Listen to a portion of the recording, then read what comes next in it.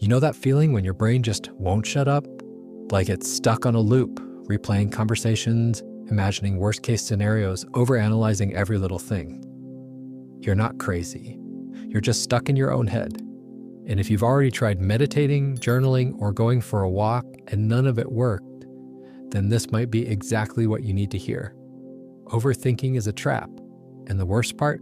Most people don't even realize they're doing it until their entire day feels like a mental war zone. If you constantly feel exhausted, distracted, or emotionally drained for no clear reason, overthinking is probably the silent enemy. But here's the good news. There's a simple reason your mind won't slow down. And once you understand it, things get a whole lot easier. Overthinking isn't just a bad habit. It's a survival mechanism gone rogue. Your brain is trying to protect you from failure, embarrassment, or regret, so it keeps replaying scenarios just in case. But that protection ends up feeling like torture.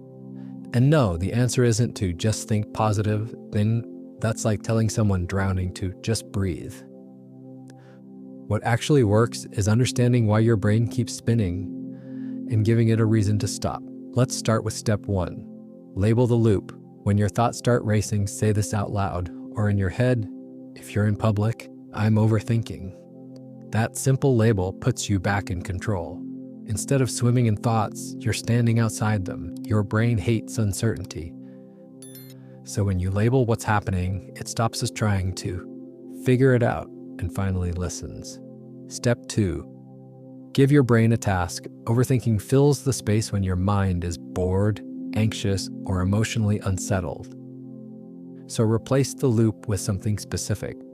Not scrolling your phone, something physical and present.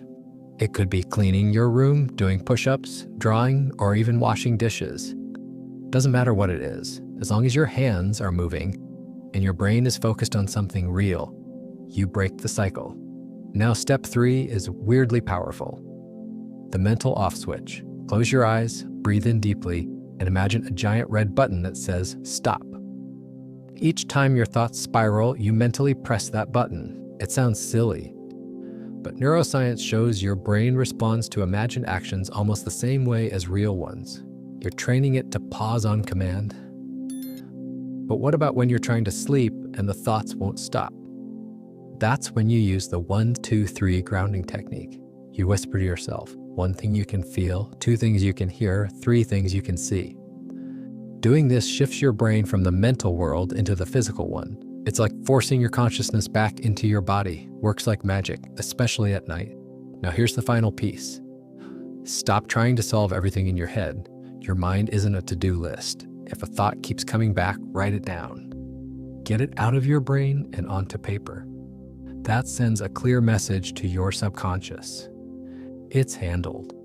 Most of your overthinking comes from fear of forgetting something important. Writing it down closes that loop. You don't need a 10-step routine or years of meditation practice. You just need tools that work with your brain, not against it. Label the loop. Give your mind something real to focus on. Use the stop button. Ground yourself in the present. And most importantly, stop giving every thought so much power. Overthinking is loud. But peace is simple. You just have to choose it over and over again until it becomes your default setting. And the more you practice, the quieter your mind gets. Not because the world got less stressful, but because you did. If you've made it this far, congratulations. It means you're ready to start building a life you're proud of. Sign up to receive new content. See you later.